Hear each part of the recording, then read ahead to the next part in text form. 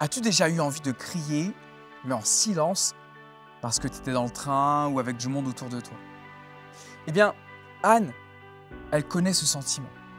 Trop de douleur, trop de silence autour d'elle, dans sa vie. Alors elle va faire ce que peu vont oser faire.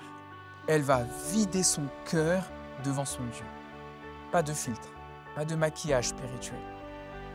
Viens découvrir comment une prière désespérée peut ouvrir les portes du ciel.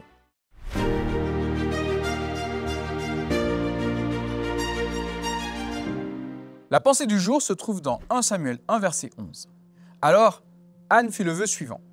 Éternel, Seigneur des armées célestes, si tu veux bien considérer la misère de ta servante, et si tu interviens en ma faveur, si tu ne délaisses pas ta servante, et si tu me donnes un fils, alors je le consacrerai pour toute sa vie à toi. Ses cheveux et sa barbe ne seront jamais coupés. Salut, c'est Stéphane et j'espère que tu vas bien grâce à Dieu.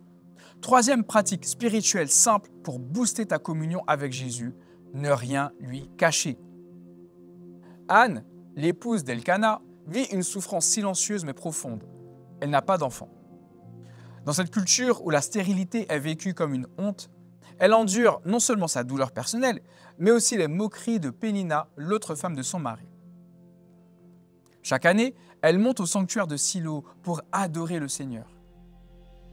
Mais un jour, dans l'amertume de son âme, elle entre dans le temple et prie de tout son cœur. Elle pleure abondamment, ne parle pas à haute voix, mais dans son cœur, s'exprime sans retenue devant Dieu.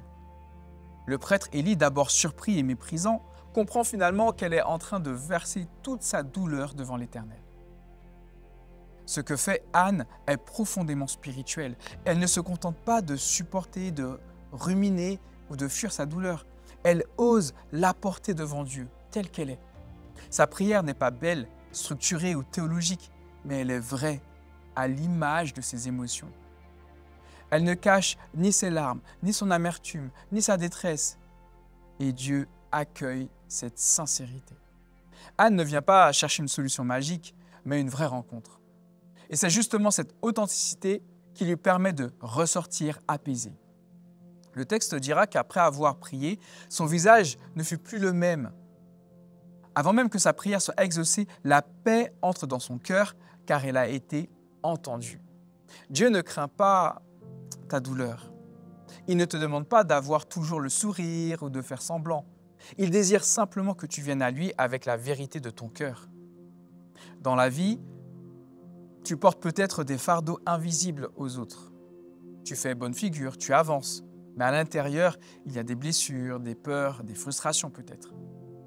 Et parfois, tu gardes tout pour toi. Tu te dis que ce n'est pas le moment, que Dieu a autre chose à faire ou que tu dois être plus forte. Mais Dieu t'invite, comme Anne, à venir tel que tu es. Il ne cherche pas une performance spirituelle, mais une relation sincère. Tu peux pleurer devant lui, crier, te taire, écrire, soupirer. Ce qui compte, c'est que tu viennes. Dans ces moments, sa paix vient comme un baume et tu redécouvres que tu n'es pas seul. Verser ton cœur devant Dieu est une pratique simple mais puissante. Elle renouvelle ta connexion avec lui et te rappelle que ton Père céleste t'écoute toujours.